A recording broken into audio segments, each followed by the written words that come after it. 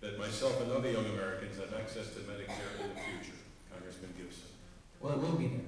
Let me just state that right up front. We're in the political season. There's all kinds of ads flying everywhere. I just want to assure everyone, this program will be saved, and it will be strengthened going forward. I have voted for two concepts.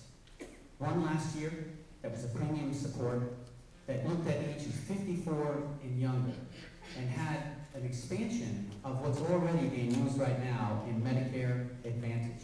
This is where individuals choose from among federally regulated and federally guaranteed programs.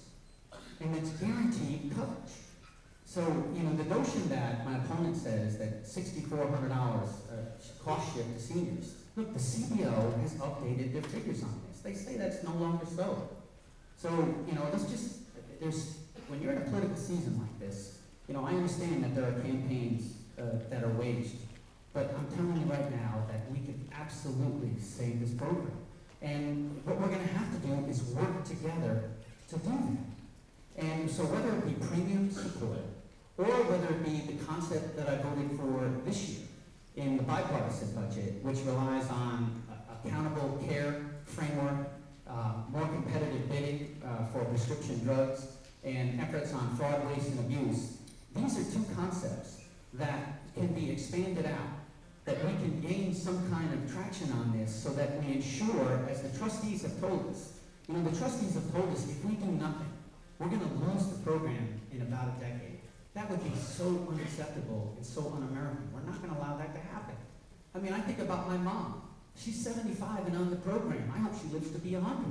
She's counting on that program, and she's counting on us to get beyond the electoral politics and find a way to come together to make sure that we save this great program and strengthen it going forward, because after all, our 41-year-old friend is paying into it now and is counting on us to get this done. Thank you. This is an issue on which there is an absolute difference and distinction between myself and Congressman Gibson. It's an issue that's tremendously important to our citizens around this district and to our families, and it's very personal to me.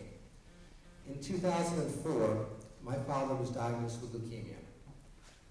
In the 3 years that followed to the end of his life, Medicare was the source of stability and constancy, that he could go to the doctors that he needed, get the procedures he needed, and ensure that he was able to get that care. And with all the other stress, not live with the fear that his last days would impoverish my mother's last years. So Medicare is not just about the people who are on it now. It's about their family members. It's about the next generation. It's about the gentleman who wrote that card. I have lived the success of Medicare, and I will preserve and defend it. The congressman's vision is completely different. You don't have to take my word for it. It's his voting record.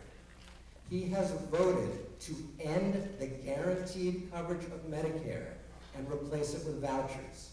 He has voted to privatize Medicare, costing seniors thousands more, turning them back over to the health insurance companies that are funding his election campaigns, and voted to raise the eligibility age so that 41-year-old is paying into the program longer and has the benefits for less time. All to take money out of Medicare. This is what he voted for, to take money out of Medicare and give yet another budget-busting tax cut to millionaires and billionaires. That is the wrong priority for today's seniors. It's the wrong priorities for tomorrow's seniors. And they're not just theoretical. This is what he has already voted to do.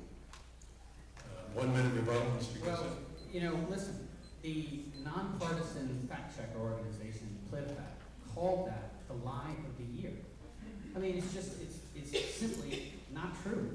And, running ads, the Albany Times Union has called the ads that he's running deceptive. Look, under the concepts, I voted for two concepts to get the conversation started. We're going to have to come together to save the program.